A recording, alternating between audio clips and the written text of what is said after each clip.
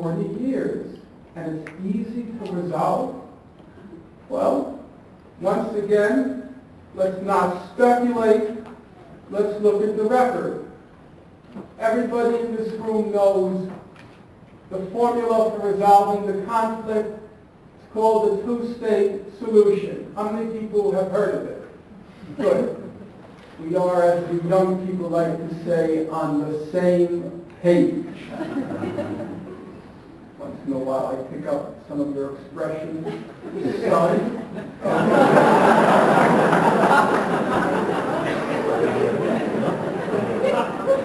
All right, buddy, chill.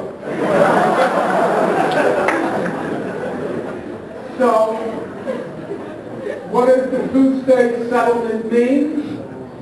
The two-state settlement means, first, Israel must fully withdraw from the territories it occupied in the June 1967 war, in accordance with that principle of a territory can't be acquired by war and indivisibility. And two, there's another very basic principle of the United Nations Charter, Article 2. It says that no member state of the United Nations can be subject to threats or use of force. Israel is a member state of the United Nations, and therefore Israel cannot be subject to threats or use of force by its neighbors. The neighbors have to recognize Israel's right to live in peace with Israel. That's the two-state settlement, and also the just resolution of the refugee question. Well, where does the world stand on that? Not difficult to figure out. Every one of you can find out for yourselves. I know some people are taking notes. Generally, it's older people who are more conscientious. Standards have declined. All you have to do is enter the words peaceful settlement of Palestine question in your Google search. Peaceful settlement of the Palestine question. And if you enter those words, the United Nations record will come up on the resolution each year to resolve the conflict. Every year, the United Nations General Assembly votes on that two-state settlement. Here briefly is what the record shows. 1989, the vote, 151 to 3. The whole world on one side, the United States, Israel, and the island state of Dominica on the other side. Briefly, let's look at the last 10 years. 1997, the vote, 155 to 2. U.S. and Israel. 1998, the vote, 154 to 2, U.S. and Israel. 2002, the vote, 160 to 4. 2003, the vote, 160 to 6. 2004, 161 to 7. Skipping just to the present days. 2007, the vote, 161 to 7. Now, some of you in this room, I understand Irvine has a very strong natural sciences program, which means some of you are presumably strong in math, and you would surely have noticed that the negative votes leaped all the way from 2 to a colossal 7. Yes, it's true. It's true. The United States, Israel, every year is the same. U.S., Israel, Nauru, N-A-U-R-U, Palau, P-A-L-A-U, Tuvalu, T-U-V-A-L-U, the Federated States of Micronesia, and the Marshall Islands. That's it. Once in a while, another country joins in and out, depending on the year. But that's it. Now, some of you, I notice, are nervous laughter because you're majoring in civil engineering. You've never heard of Nauru. You feel humiliated, you feel degraded. Well, if it's any consolation, I used to teach a kindred topic, and I had never heard of them.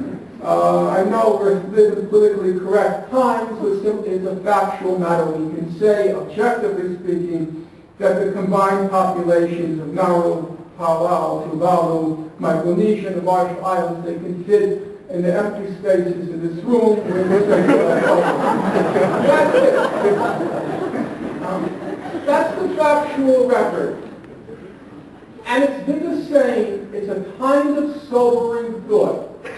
It really is sobering that it's been this way for nearly 40 years now.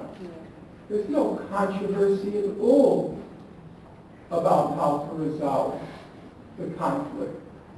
1970, a leading authority in international law, Quincy Wright, he said, in view of the acceptance of Resolution 242 by the adjacent Arab states except Syria, the major obstacle to progress seems to be the refusal of Israel to do so and to agree to withdraw from occupied territories.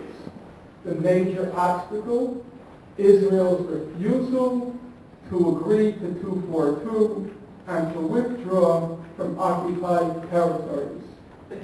Fast forward to 2006, about 40 years later.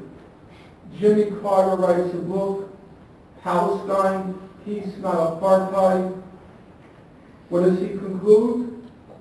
Peace will come to Israel and the Middle East only when Israel is willing to comply with international law by accepting its legal borders. The same problem. For 40 years of that inhuman, barbaric occupation, it's been the same problem. Israel's refusal, backed by the United States, to withdraw to its legal borders. What does that mean in practical terms? When Hamas was elected to power, the first condition was they had to renounce terrorism. The second condition was they had to recognize the state of Israel. My thinking, that's a no-brainer. Israel is a member state of the United Nations, and therefore it's impermissible for there to be threats or use of force against it. In fact, Hamas, since 2006, has gone along with a settlement on the June 67 border if it's negotiated and put to a national referendum. If the Palestinians agree to it, they say, we will accept it. Just as a point of information, that's exactly Israel's position on any settlement it reaches. It has to be put to a national referendum. So, Hamas agrees, accepts a settlement on the 67 border. What's Israel's record? No Israeli government has ever recognized a Palestinian state in the whole of the occupied territories with East Jerusalem as its capital. That's the international consensus. As the world demands that Hamas recognize Israel, which it has in effect, Israel is building a wall that annexes illegally 10 to 13% of the West Bank. It has also de facto illegally annexed the Jordan Valley, about 25% of the West Bank. It's cut up the West Bank into tiny fragments, 6 fragments, then broken down into sub-fragments, surrounded by Jewish settlements and bypass roads. It has illegally annexed East Jerusalem. As Israel's newspaper Haaretz put it, the Palestinians are left with no territory on which to establish a state.